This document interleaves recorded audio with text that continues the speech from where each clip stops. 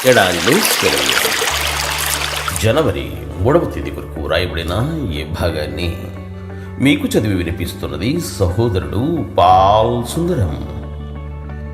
నా ముందరనున్న మందలు నడవగలిగిన కొలదిని, ఈ పిల్లలు నడవగలిగిన కొలదిని వాటిని మెల్లగా నడిపించుకొని వచ్చేదను. ఆదికాండ గ్రంథము 33వ అధ్యాయము 14వ వచనం. మందల గురించి, పిల్లల గురించి యాకోబుకు ఎంత శ్రద్ధ, ఎంత అపేక్ష!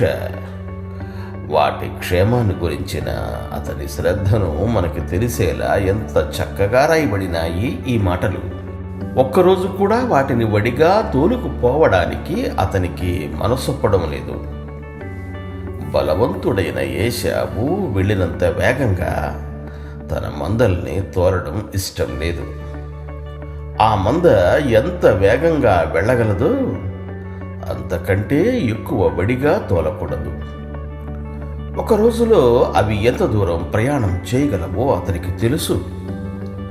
ఎంత వేగంగా తోలాలన్నది దీన్ని బట్టి అతడు నిర్ణయించాడు. అదే అరణ్య ప్రదేశాల్లో కొన్ని సంవత్సరాల క్రితం అతడు ప్రయాణించి ఉన్నాడు. కాబట్టి ఆ ప్రాంతంలోని ఉష్ణోగ్రత, ప్రయాణంలోని కష్ట సుఖాలు, దూర భారాలు అతనికి తెలుసు. అందుకే నేను మెల్లగా నడిపించుకుని వస్తాను అంటున్నాడు. మీరు వెళ్ళు త్రోవ మీరింతకు ముందుగా వెళ్ళినది కాదు. ఇంతకు ముందు మనం ఈ దారిలో వెళ్ళలేదు, కానీ మన ప్రభువైన యేసు వెళ్ళాడు. మనకైతే ఆ దారి తెలియదు, కానీ ఆయనకైతే వ్యక్తిగతమైన అనుభవం మూలంగా దారి అంతా తెలుసు. కాళ్ళు లాగేసే పల్లాలు, ఎదురు దెబ్బలు తగిలే కోసురాళ్ళు, నీడ అన్నది లేకుండా మైళ్ళ తరబడి ఎండలో మనం అలసిపోయే ఎడారి దారులు, దారికడ్డంగా సుడులు తిరుగుతూ ఉరకలేసే ప్రవాహాలు, వీటన్నింటి మీదుగా యేసు ప్రభువు ఇంతకుముందు నడిచాడు.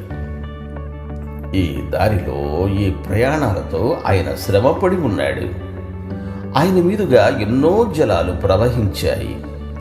ఆయన ప్రేమ దాహం మాత్రం తీరలేదు.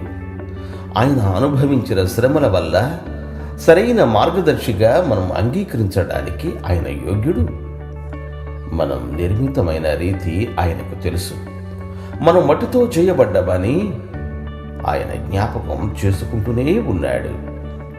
మనల్ని ఆయన మెల్లిగా నడిపిస్తున్నాడా లేదా అని ఇప్పుడు నా అనుమానం వస్తే ఈ సంగతి జ్ఞాపకం చేసుకోండి.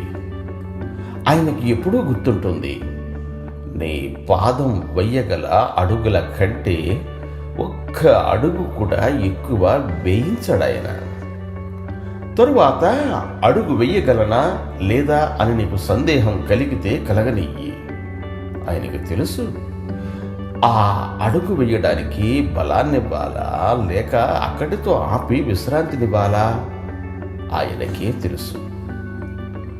లేబచ్చిక మైదానాల్లో నా ప్రభువు నడిపిస్తాడు. పచ్చదనం కోల్పోయిన తావుల్లో కరుణ కవోష్ణ దృక్కులతో నడిపిస్తాడు. దేవుడు నువ్వు దీవించుగాక. Amen, amen.